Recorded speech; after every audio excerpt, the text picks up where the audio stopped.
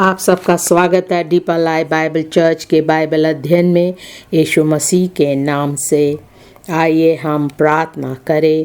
परमेश्वर पिता, हम तेरा धन्यवाद करते हैं इस सुंदर समय के लिए जो हम तेरी उपस्थिति में बिताने आए हैं। धन्यवाद करते परमेश्वर तेरे वचनों के प्रकाशन के लिए, क्योंकि तेरे वचनों के बिना ये संसार खोखला है।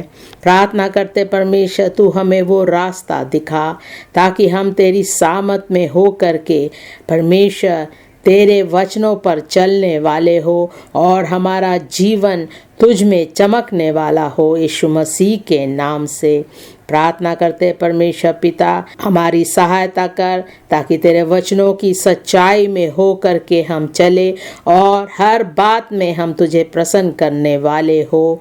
प्रभु जी, प्रार्थना करते हैं कि हमारा मन यहाँ वहाँ ना भटके, लेकिन हम जागृत रहे और तेरे वचनों से सीख कर परमेश्वर तेरा अनुग्रह, तेरी सामत हम पाने वाले हो, ताकि जैसे तू चाहता है वैसे हम अपना जीवन बिताए। धन्यवाद करते परमेश्वर, तूने हमारी प्रार्थना सुनी। प्रभु यीशु मसीह के नाम से मांगते हैं, आमीन।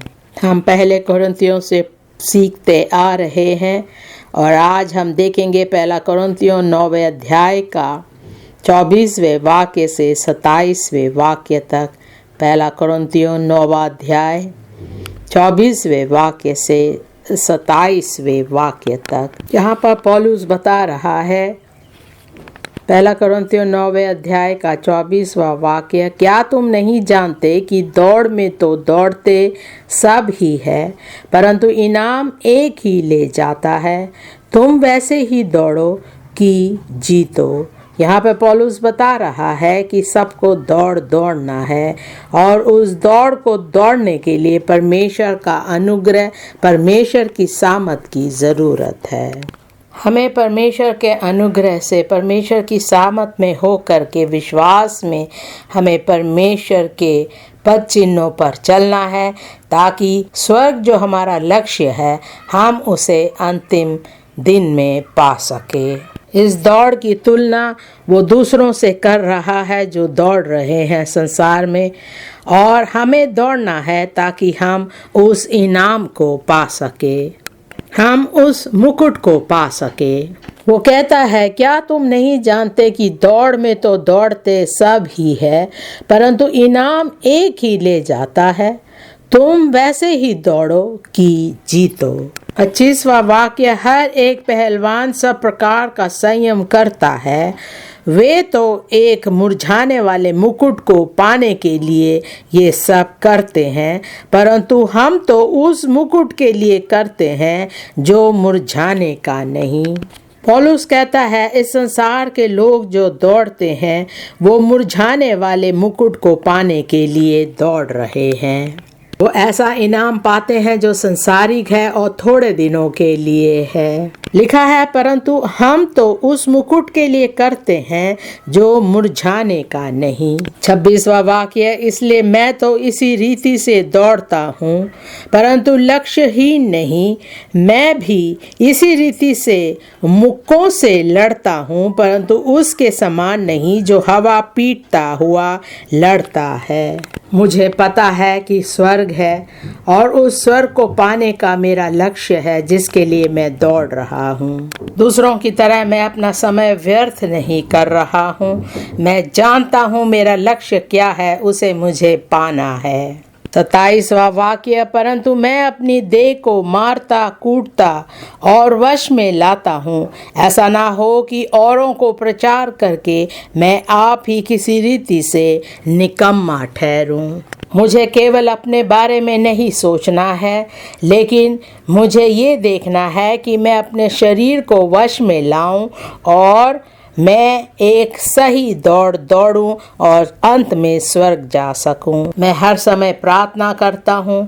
मेरा लक्ष्य मेरे सामने है जिसे मैंने पाना है, इसलिए मैं अपने शरीर को अपने वश में रखकर मैं आगे बढ़ता हूं। दूसरों के लिए मैं एक उदाहरण बनना चाहता हूं, ताकि मैं किसी रीति से निकम्मा ना ठहरूं। आज का विषय है एक ना मुरझाने वाले मुकुट पाने के लिए दौड़ना। एक ना मुरझाने वाले मुकुट पाने के लिए दौड़ना। इस विषय को 3 भाग में करेंगे। पहला है प्रतिबद्धता के साथ दौड़ना। प्रतिबद्धता के साथ दौड़ना। जब हम दौड़ते हैं तो केवल थोड़े समय के लिए नहीं, लेकिन जब तक हम यीशु मसीह को ना देखें, हमें उस दौड़ को दौड़ना है। दूसरा भाग, एक अनमोल मुकुट का इनाम पाना। एक अनमोल मुकुट का इनाम पाना। जो कुछ भी हम कर रहे हैं, हमारा एक ही उद्देश्य होना चाहिए कि हम उस अनमोल मुकुट को पा सके। हमारे मसीही जीवन में जो दौड़ हम दौड़ रहे हैं, अगर हम अंत में उस मुकुट को ना पाए तो सब कुछ बेकार हो जाएगा, तो सब कुछ व्यर्थ है। तीसरा भाग, निकम्मों की संभावित वास्तविकता की पहचान। निकम्मों की संभावित वास्तविकता की पहचान। पौलुस नहीं चाहता कि वो किसी रीति से निकम्मा ठहरे, इसलिए उसने अपने शरीर को अपने वश में रखा। हमारी प्रार्थना है हम में से कोई भी निकम्मा ना हो यीशु मसीह के नाम से। पहले भाग में जाएंगे, प्रतिबद्धता के साथ दौड़ना। जो लोग खेल में भाग लेते हैं, हम देखते हैं कि हर समय वो दौड़ते रहते हैं, व्यायाम करते हैं ताकि वो उस इनाम को पा सके। वो अपने आप को तैयार करते हैं उस खेल में भाग लेने के लिए और जीतने के लिए। हम भी जो मसीह जीवन में दौड़ रहे हैं, हमें भी ध्यान रखना है कि हर प्रतिदिन हम परमेश्वर के रास्ते पर चलकर एक सही जीवन बिता रहे हैं। हमें देखना चाहिए कि हम कभी भी ऐसा मौका ना दे कि हम पीछे हट जाए, लेकिन हर समय परमेश्वर की उपस्थिति हमारे जीवन में हो और हम हर समय उस लक्ष्य को पाने के लिए दौड़ते रहे। हम एक आत्मिक खेल खेल रहे हैं और हमें हर समय इस बात का ध्यान रखना है कि हमें एक पवित्र जीवन बिताना है। जहाँ कहीं भी हम हैं, जिसके साथ भी हम हैं, हर समय हमें एक बात का ध्यान रखना है कि हम एक आत्मिक दौड़ दौड़ रहे हैं। हमें हर समय ध्यान रखना है कि हम परमेश्वर की इच्छा के अनुसार जी रहे हैं। पहला कोरिन्थियों 9वें अध्याय का 24 और 25वां वाक्य पढ़ेंगे। पहला कोरिन्थियों 9वां अध्याय 24वां वाक्य, क्या तुम नहीं जानते कि दौड़ में तो दौड़ते सब ही है, परंतु इनाम एक ही ले जाता है। तुम वैसे ही दौड़ो कि जीतो। हर एक पहलवान सब प्रकार का संयम करता है। वे तो एक मुरझाने वाले मुकुट को पाने के लिए ये सब करते हैं। हम जो मसीह में हैं, हमें एक आत्मिक दौड़ दौड़ना है। अगर हम मसीह जीवन में दौड़ रहे हैं तो हमें परमेश्वर के वचनों के अनुसार दौड़ना है। हमें संयम रखना है, किसी रीति से भी उसे लापरवाह नहीं होना है। उसे अपना जीवन पवित्र आत्मा के अधीन रखना है। इब्रानियों 12वें अध्याय का पहला वाक्य, इब्रानियों 12वां अध्याय पहला वाक्य, यहाँ पर भी वो उस दौड़ के बारे में बता रहा है। कह रहा है किस प्रकार हमें उस दौड़ को दौड़ना है। लिखा है, इस कारण जबकि गवाहों का ऐसा बड़ा बादल हमको घेरे हुए है, तो आओ हर एक रोकने वाली वस्तु और उलझाने वाले पाप को दूर करके वह दौड़ जिसमें हमें दौड़ना है, धीरज से दौड़े। इब्रानियों 11वें अध्याय में हमें उदाहरण दे रहा था हानोक और अब्राहम और सारा के बारे में, इसहाक, याकूब, एबल के बारे में, मूसा के बारे में, और जो भविष्यवक्ता पुराने नियम में हैं उनके बारे में। वो कह रहा है कि पहले पुराने नियम में वो लोग अपना दौड़ दौड़े, अब हमें दौड़ना है। वो कह रहा है जब हम दौड़ रहे हैं तो हर एक रोकने वाली वस्तु और उलझाने वाले पाप को हम दूर करके वह दौड़ जिसमें हमें दौड़ना है धीरज से दौड़े। जब हम दौड़ रहे हैं, हर प्रकार के रुकावट को अपने जीवन से दूर करना है। इस संसार की चीजें, इस संसार की वस्तुएं जो हमें उस दौड़ में रोकना चाहती है, उन बातों को अपने जीवन से हमें दूर करके दौड़ना है। जो बातें हमारे जीवन में है जो परमेश्वर की इच्छा के अनुसार नहीं है,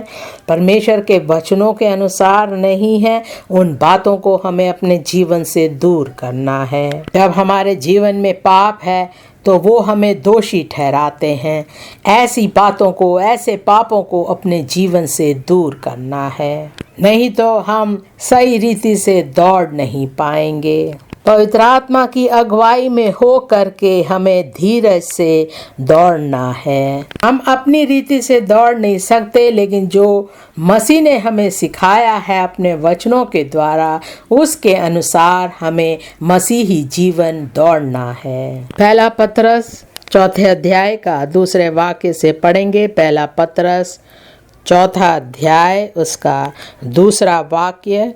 तुम लालसा रखते हो और तुम्हें मिलता नहीं, इसलिए तुम हत्या करते हो। तुम ढा करते हो, कुछ प्राप्त नहीं कर पाते, तो तुम झगड़ते और लड़ते हो। तुम्हें इसलिए नहीं मिलता कि मांगते नहीं। परमेश्वर की इच्छा को पूरी करनी है, ना ही लालसा रखना है।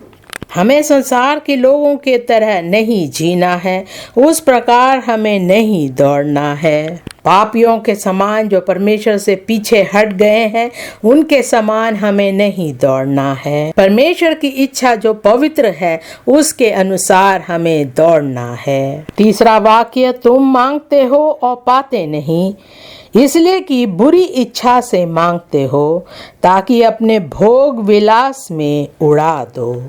पहले जब हमारा उद्धार नहीं हुआ था, हम पाप में जी रहे थे, हम संसार की बातों पर चल रहे थे। वो बातें हमारे जीवन से अब दूर हो गई है, क्योंकि हम अब परमेश्वर के बच्चे हैं, हमारा उद्धार हो गया है। पहले हम संसार के तरह जीते थे, संसार के लोगों के समान हम जीते थे। 4 वाक्य, हे व्यभिचारिणियों, क्या तुम नहीं जानती कि संसार से मित्रता करनी परमेश्वर से बैर करना है? अतः जो कोई संसार का मित्र होना चाहता है, वह अपने आप को परमेश्वर का बैरी बनाता है। पहले हमारा जीवन पापमय जीवन था, लेकिन अब जब हमने यीशु मसीह को अपना लिया, हमारा जीवन एक पवित्र जीवन बन गया है और उसी प्रकार परमेश्वर को प्रसन्न करने वाला जीवन हमें बिताना चाहिए। अब जब आप एक मसीह जीवन बिता रहे हैं, लोग आपकी ओर देख रहे हैं और पूछ रहे हैं कि ये कैसे ऐसा जीवन बिता रहा है। अब ये ईमानदार हो गया है, एक सच्चा व्यक्ति बन गया है। उनके लिए एक बदला हुआ जीवन बिताना बहुत कठिन है। आपके दफ्तर में लोग आपको बुलाते हैं कि आइए और गलत काम करो, लेकिन आप नहीं करते हैं, आप उससे दूर हट जाते हैं, तो वो सोचने लगते हैं इनका जीवन ऐसा कैसा हो गया है। आप कहते हैं मैं परमेश्वर का पुत्र हूँ, मुझे गलत काम करने की ज़रूरत नहीं, परमेश्वर ने मुझे बहुतायत से आशीष दी है, तो वो सोचने लगते हैं कि इनका जीवन किस प्रकार बदल गया है। आपका जीवन पूरी तरह से बदल गया है। अब आप पुराने जीवन में नहीं हैं, पुरानी बातें, पाप आपके जीवन में नहीं है, आप एक पवित्र जीवन बिता रहे हैं।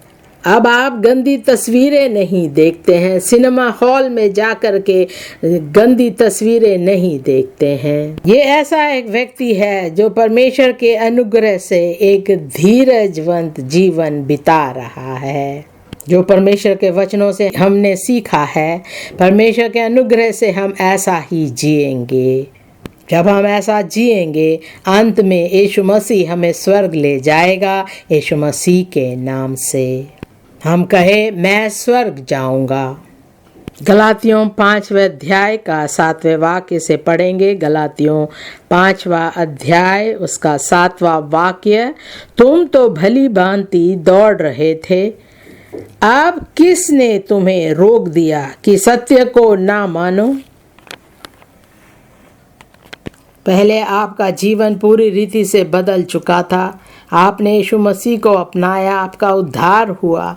पाप के रास्ते से हटकर आप अब एक पवित्र जीवन बिता रहे थे, लेकिन यहाँ पर कह रहे हैं कि अब आपका जीवन क्यों बदल गया है, आप पाप में क्यों चले गए हैं। उसी का 8वां वाक्य, ऐसी सीख तुम्हारे बुलाने वाले की ओर से नहीं।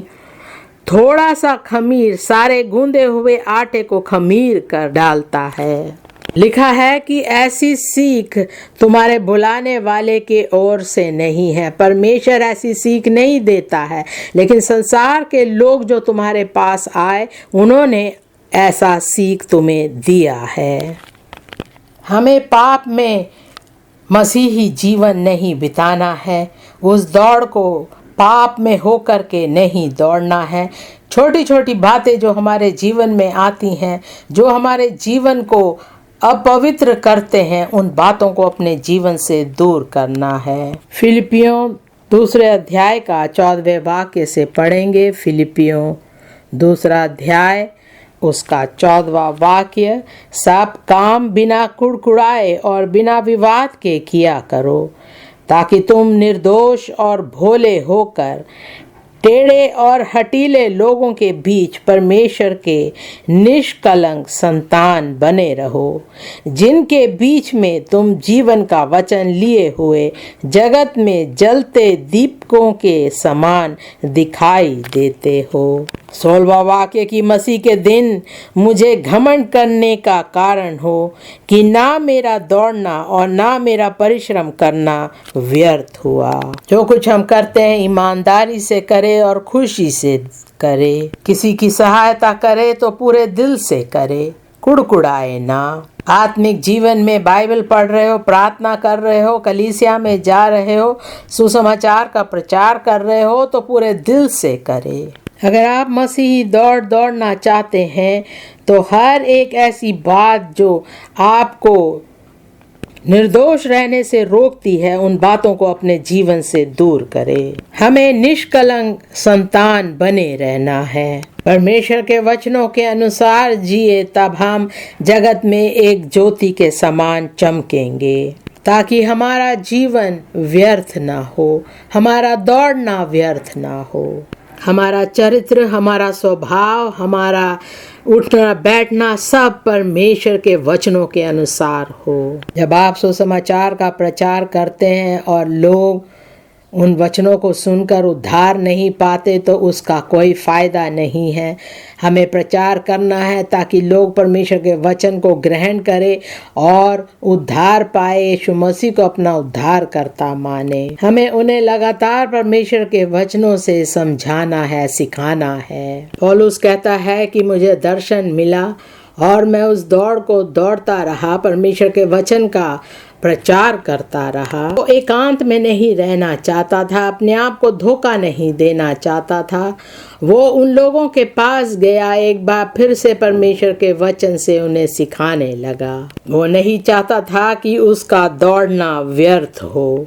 जब आप कलीसिया में वचनों को सुनते हैं, क्या आप वापस जाकर अपने भाइयों से, अपनी पत्नी से, अपने पति से बैठ करके एक बार फिर से उन वचनों को दोहराते हैं? अगर आप सचमुच में परमेश्वर के बेटे बेटियां हैं, तो दूसरे जब आपको समझाते हैं, आपको क्रोधित नहीं होना है। ऐसा ना हो कि बिना समझे हम ऐसे ही दौड़ते रहे और अंत में सब कुछ व्यर्थ हो जाए। अपने पासवान को भी मौका दे ताकि वो हमें और परमेश्वर के वचनों से हमें समझा सके। वो हमारे जीवन के बारे में सोचते हैं, हमसे पूछते हैं आप कैसे जी रहे हो, क्या हो रहा है आपके साथ, तो उन बातों से हमें क्रोधित नहीं होना है। मेरी प्रार्थना है हम व्यर्थ नहीं दौड़ेंगे।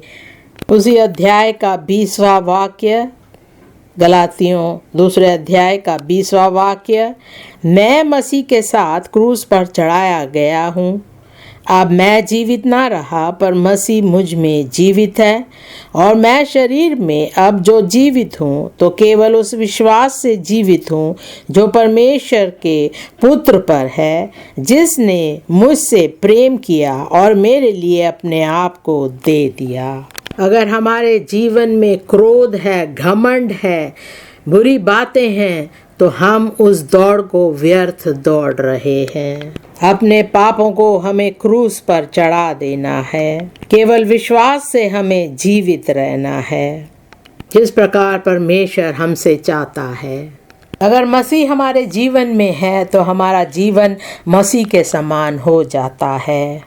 यशायाह 40 का 31वां वाक्य, यशायाह 40 का 31वां वाक्य, परंतु जो यहोवा की बाट जोते हैं वे नया बल प्राप्त करते जाएंगे, वे उकाबों के समान उड़ेंगे, वे दौड़ेंगे और श्रमित ना होंगे, चलेंगे और थकित ना होंगे। ऐसी सामर्थ परमेश्वर उन लोगों को देगा जो मसीह में दौड़ रहे हैं। परमेश्वर के वचनों को सुनकर उस पर चलकर हमें मनन करना है और परमेश्वर से प्रार्थना करनी चाहिए कि परमेश्वर हमें वो सामर्थ दे ताकि हम उसमें हो करके एक जैवन जीवन बिता सके। मेरी प्रार्थना है परमेश्वर हमें वो सामर्थ दे ताकि हम उसमें हो करके दौड़ते रहे। यीशु मसीह के नाम से परमेश्वर हम सबके जीवन में बना रहेगा। यीशु मसीह के नाम से हम दूसरे भाग में जाएंगे। एक अनमोल मुकुट का इनाम पाना, एक अनमोल मुकुट का इनाम पाना। पहला कुरिन्थियों 9वें अध्याय का 25 और 26वां वाक्य पढ़ेंगे। पहला कुरिन्थियों 9वां अध्याय 25 और 26वां वाक्य। हर एक पहलवान सब प्रकार का संयम करता है। वे तो एक मुरझाने वाले मुकुट को पाने के लिए ये सब करते हैं, परंतु हम तो उस मुकुट के लिए करते हैं जो मुरझाने का नहीं। इसलिए मैं तो इसी रीति से दौड़ता हूँ, परंतु लक्ष्यहीन नहीं। मैं भी इसी रीति से मुक्कों से लड़ता हूँ, परंतु उसके समान नहीं जो हवा पीटता हुआ लड़ता है। हम जो परमेश्वर की संतान हैं, हम ऐसा दौड़ रहे हैं उस मुकुट को पाने के लिए जो नहीं मुरझाएगा। पौलुस लोगों के लिए एक उदाहरण था। वो चाहता था जिस प्रकार वो जी रहा है लोग भी उसी के समान हो। एक कलीसिया के पासवान को उदाहरण देना है दूसरों के लिए। जिस प्रकार वो वचनों के द्वारा जीते हैं उसी प्रकार दूसरों को भी जीना है। ऐसा ना हो उसका जीवन सही नहीं और वो चाहता है सदस्य वचनों के द्वारा जिए, वो सही नहीं है। एक पिता के समान हमें बच्चों को सही रास्ते पर चलाना है। उसके लिए हम खुद एक सही उदाहरण बन जाए। माता पिता को जो बातें वो बच्चों को सिखाते हैं उसी प्रकार उन्हें भी जीना है। ऐसा ना हो बच्चे कहे कि माता पिता तो पाप में जी रहे हैं और हमसे कह रहे हैं कि हम एक पवित्र जीवन बिताए, वो सही नहीं है। दूसरा तीमुथियुस 2 अध्याय का 4 और 5वां वाक्य। दूसरा तीमुथियुस 2 अध्याय उसका 4 वाक्य। जब कोई योद्धा लड़ाई पर जाता है तो इसलिए कि अपने भर्ती करने वाले को प्रसन्न करे, अपने आप को संसार के कामों में नहीं फंसाता। फिर अखाड़े में लड़ने वाला यदि विधि के अनुसार ना लड़े तो मुकुट नहीं पाता। हमें हर समय ध्यान रखना है जहाँ कहीं भी हम हैं, जैसे भी हम हैं, हमें परमेश्वर के इच्छा के अनुसार जीना है। परमेश्वर ने हमें एक मसीही योद्धा बनाया है और हम ऐसा जीवन जिए जो परमेश्वर के लिए ग्रहण योग्य हो। अगर हम सही रीति से नहीं दौड़ते तो हम उस इनाम को नहीं पाएंगे। याकूब 1 अध्याय उसका 12वां वाक्य। याकूब पहला अध्याय उसका 12वां वाक्य, धन्य है वह मनुष्य जो परीक्षा में स्थिर रहता है, क्योंकि वह खरा निकलकर जीवन का वह मुकुट पाएगा जिसकी प्रतिज्ञा प्रभु ने अपने प्रेम करने वालों से की है। लिखा है, धन्य है वह मसीही जो परीक्षा में स्थिर रहता है। जो भी परीक्षाएं जीवन में आए, अगर वो परमेश्वर में स्थिर रहेगा, वह खरा निकलकर जीवन का वह मुकुट पाएगा जिसकी प्रतिज्ञा प्रभु ने अपने प्रेम करने वालों से की है। एक मसीह व्यक्ति जब परीक्षाएं आती हैं और वो समझौता नहीं करता है उनके साथ, तब वो जीवन का मुकुट पाएगा। जब आप परमेश्वर से प्रेम करते हैं तो जो परमेश्वर आपसे चाहता है उन्हीं कामों को आप करेंगे। पहला पतरस 5वें अध्याय का 4था वाक्य, पहला पतरस 5वां अध्याय उसका 4था वाक्य, जब प्रधान रखवाला प्रकट होगा तो तुम्हें महिमा का मुकुट दिया जाएगा जो मुरझाने का नहीं। ऐसा एक मुकुट मिलेगा जो कभी भी मुरझाएगा नहीं। प्रकाशित वाक्य 2 अध्याय का 11वां वाक्य, प्रकाशित वाक्य 2 अध्याय का 11वां वाक्य, जिसके कान हो वह सुन ले कि आत्मा कलीसियाओं से क्या कहता है। जो जय पाए उसको दूसरी मृत्यु से हानि ना पहुँचेगी। दूसरी मृत्यु वो है जब अनंत काल के लिए जो लोग पाप में थे वो परमेश्वर से हमेशा हमेशा के लिए दूर हो जाएंगे। जब परीक्षाएं हमारे जीवन में आए और हम जय पाते हुए आगे बढ़ेंगे तो वो दूसरी मृत्यु से हमें हानि नहीं पहुंचेगी। उसी का 10वां वाक्य, जो दुख तुझको झेलने होंगे उनसे मत डर, क्योंकि देखो शैतान तुम में से कुछ को जेल खाने में डालने पर है, ताकि तुम परखे जाओ और तुम्हें 10 दिन तक क्लेश उठाना होगा।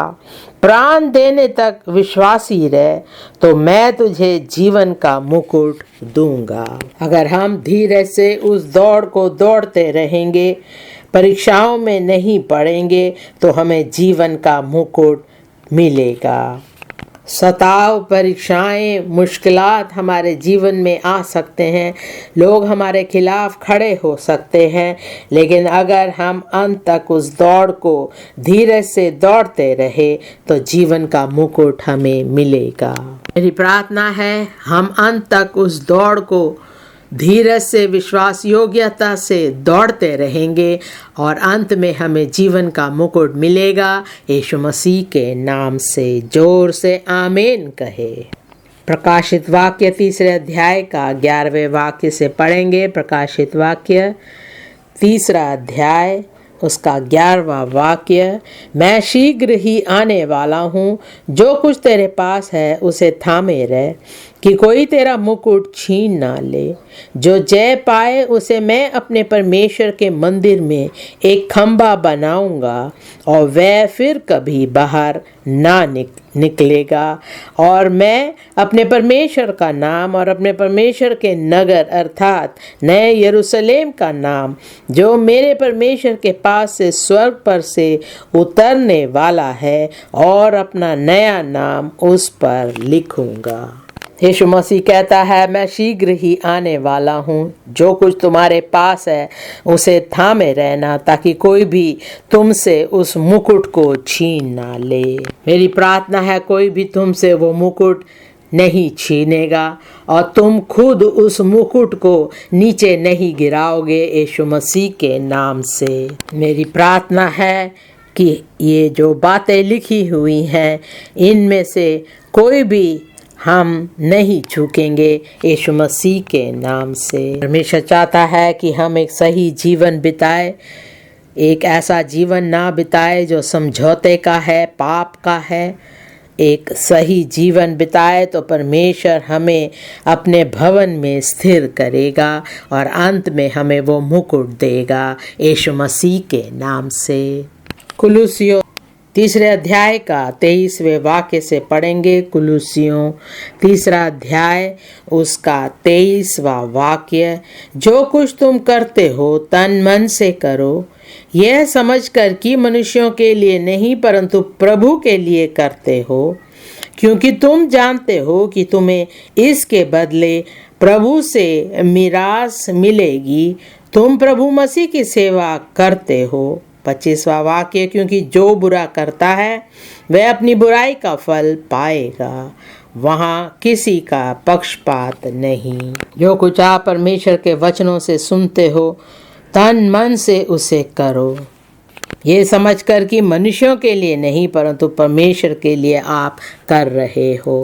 जब हम पूरे दिल से परमेश्वर की सेवा करते हैं, परमेश्वर हमें इनाम देगा। लेकिन जो बुरा करता है वह अपनी बुराई का फल पाएगा। हम ऐसा ना सोचे कि जो बुराई मैं करता हूँ मुझे कोई नहीं देखेगा। मेरी कमजोरी है, कई बार मैं गलत करता हूँ, लेकिन परमेश्वर सब कुछ देखता है और परमेश्वर किसी का पक्षपात नहीं करता। प्रकाशित वाक्य 22वें अध्याय का 12वें वाक्य से पढ़ेंगे। प्रकाशित वाक्य 22वां अध्याय उसका 12वें वाक्य से पढ़ेंगे। देख मैं शीघ्र आने वाला हूँ और हर एक के काम के अनुसार बदला देने के लिए प्रतिफल मेरे पास है। मैं अल्फा और ओमेगा, पहला और अंतिम, आदि और अंत हूँ। 14वां वाक्य।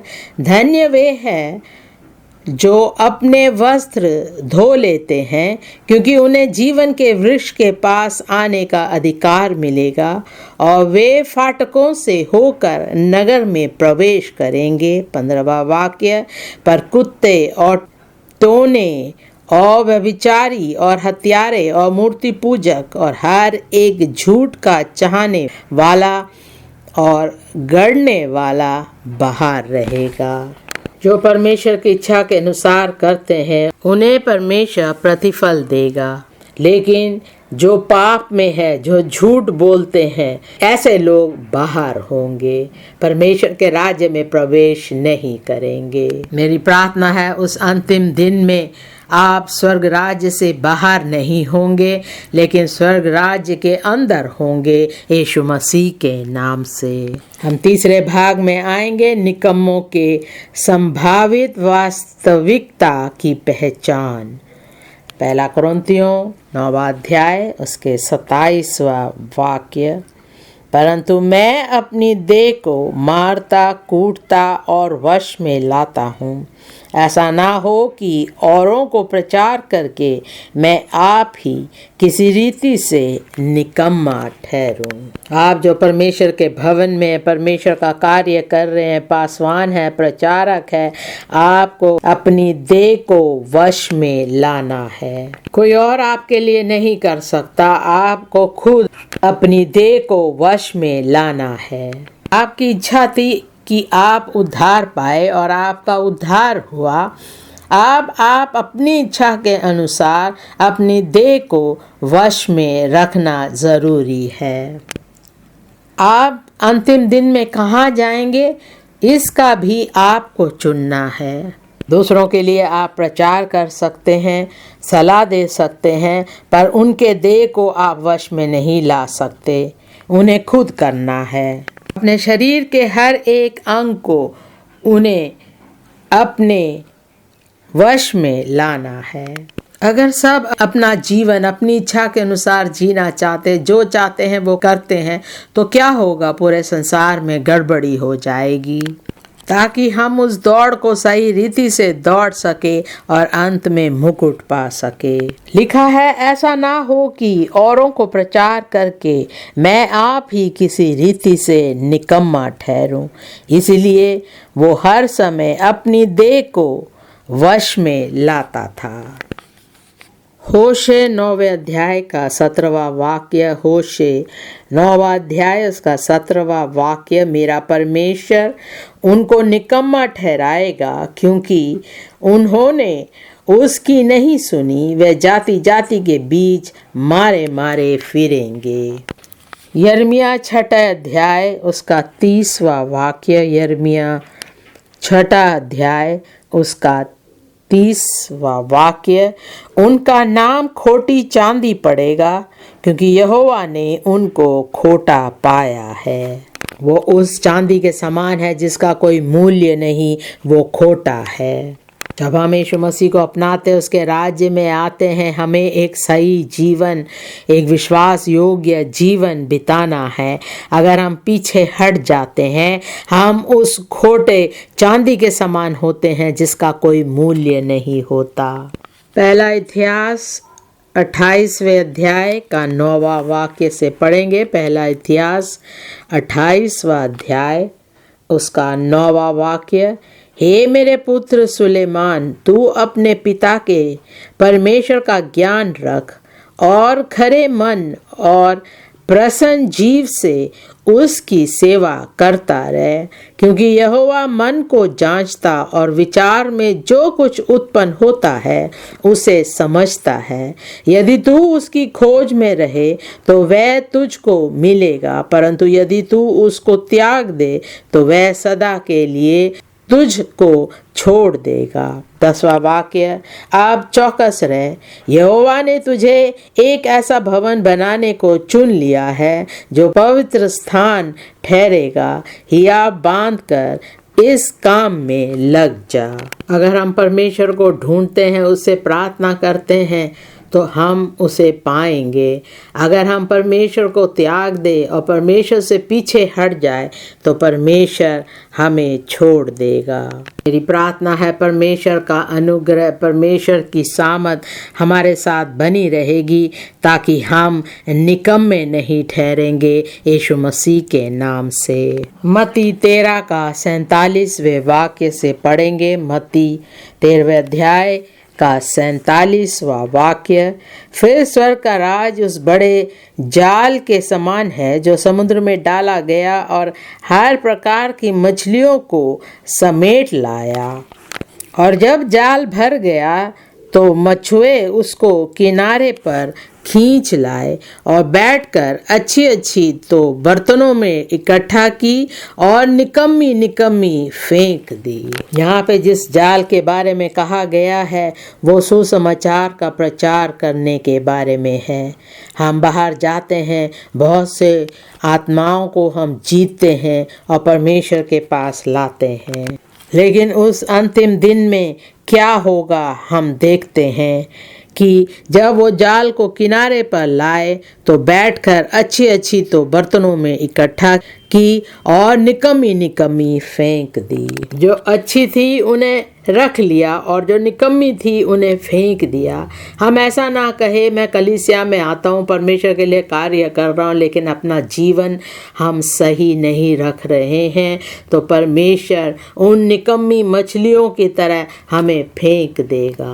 अगर आपका जीवन पूरी तरह से बदल चुका है, आपने अपने आप को समर्पित कर लिया है, आप एक पवित्र जीवन बिता रहे हैं, तो परमेश्वर आपको अपने राज्य में ले जाएगा। लेकिन अगर आपका जीवन पूरी रीति से बदला नहीं है, आप अभी भी अपने मुंह से गंदी बातें बोलते हैं, आपका जीवन पवित्र नहीं है, तो परमेश्वर निकम्मी ठहराकर आपको फेंक देगा। आप पहले अंधकार में थे, अभी भी अंधकार में वापस आ गए हैं, गलत कामों को कर रहे हैं, आपका चरित्र नहीं बदला, स्वभाव नहीं बदला, बोलचाल नहीं बदला, तो परमेश्वर आपको फेंक देगा। आगे लिखा है 49 में, जगत के अंत में ऐसा ही होगा, स्वर्गदूत आकर दुष्टों को धर्मियों से अलग करेंगे और उन्हें आग के कुंड में डालेंगे, जहां रोना और दांत पीसना होगा। मेरी प्रार्थना है हमारे साथ ऐसा नहीं होगा यीशु मसीह के नाम से। अगर आप चाहते हैं कि आप आग के कुंड में नहीं डाले जाए, तो आपको अपना जीवन पूरी रीति से बदलना है। परमेश्वर की आज्ञाओं को मानकर परमेश्वर की सेवा करके आगे बढ़ना है। लूका 9वां अध्याय का 23वें वाक्य से पढ़ेंगे। लूका 9वां अध्याय 23वां वाक्य, उसने सबसे कहा, एक से नहीं सबसे कहा, यदि कोई मेरे पीछे आना चाहे तो अपने आप से इनकार करे और प्रतिदिन अपना क्रूस उठाए हुए मेरे पीछे हो ले। जो कहता है मैं मसीह हूँ, मैंने यीशु मसीह को अपनाया है, मैं यीशु मसीह के पीछे चल रहा हूँ, मैं वो दौड़ रहा हूँ ताकि अंत में मैं उस मुकुट को पा सकूँ, तो यहाँ लिखा है तो अपने आपे से इनकार करे और प्रतिदिन अपना क्रूस उठाए हुए मेरे पीछे हो ले। अपने जीवन को, अपने शरीर के हर एक अंग को आपको वश में लाना है। 24वां वाक्य, क्योंकि जो कोई अपना प्राण बचाना चाहेगा वह उसे खोएगा, परंतु जो कोई मेरे लिए अपना प्राण खोएगा वही उसे बचाएगा। 25वां वाक्य, यदि मनुष्य सारे जगत को प्राप्त करे और अपना प्राण खो दे या उसकी हानि उठाए तो उसे क्या लाभ होगा। अगर आप कहते हैं आप एक मसीही है, आप एक धर्मी व्यक्ति है और संसार की बातों को प्राप्त करना चाहते हैं, अपने प्राण के बारे में नहीं सोच रहे हैं, उसे आप खो रहे हैं, तो क्या लाभ होगा। इस संसार का पैसा, धन, घर, ये सब व्यर्थ है अगर आप अपने प्राण के बारे में ना सोचें, अपने प्राण को प्रतिदिन सही रीति से ना चलने दे, प्रतिदिन अपने जीवन के बारे में ना सोचे, लापरवाही का जीवन बिता रहे हैं, तो अंत में आपको क्या लाभ मिलेगा। इस संसार की पदवी, इस संसार का आदर मान किसी काम का नहीं होगा अगर आपका जीवन परमेश्वर के सामने सही नहीं है। इसलिए परमेश्वर चाहता है हम अपना जीवन परमेश्वर के अनुग्रह के द्वारा जिए, हम उस उद्धार को पाए, यीशु मसीह को अपना उद्धारकर्ता माने और प्रतिदिन एक सही जीवन बिताए। पाप की बुराइयों से हम अपने आप को दूर करके एक पवित्र जीवन बिताए। परमेश्वर का वचन कहता है पवित्रताई के बिना कोई भी परमेश्वर को नहीं देख सकता। इसलिए परमेश्वर अपने वचनों के द्वारा हमें हर समय समझाता है कि हम एक पवित्र जीवन बिताए। मेरी प्रार्थना है कि आप एक निकम्मा व्यक्ति नहीं ठहरेंगे। हमें प्रार्थना करनी चाहिए और परमेश्वर का अनुग्रह और सामर्थ हम में होनी चाहिए ताकि हम एक पवित्र जीवन बिता सके। पहला कुरिन्थियों 9वें अध्याय का 27वां वाक्य फिर से पढ़ेंगे।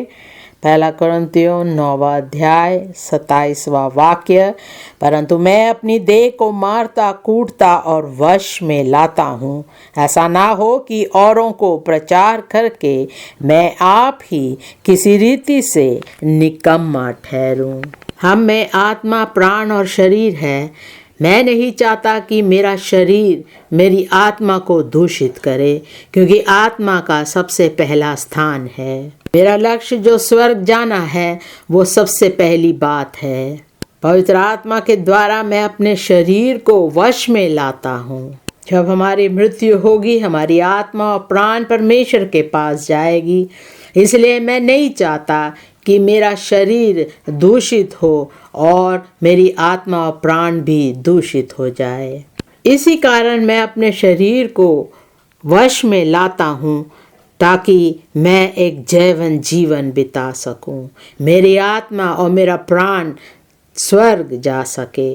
परमेश्वर के अनुग्रह से मेरी आत्मा और प्राण मेरे शरीर को वश में रखेगा। ऐसा ना हो कि औरों को प्रचार करके मैं आप ही किसी रीति से निकम्मा ठहरूं। पौलुस निकम्मा नहीं था। उसने एक अच्छी लड़ाई लड़ी और उसने अपना दौड़ पूरा किया और धार्मिकता का मुकुट उसके लिए स्वर्ग में तैयार है। इसी प्रकार हम जो मसीह है, हम भी अगर ऐसा दौड़ दौड़ेंगे जो परमेश्वर के सन्मुख सही है, हम भी उस मुकुट को पाएंगे, हम भी जयवंत होंगे।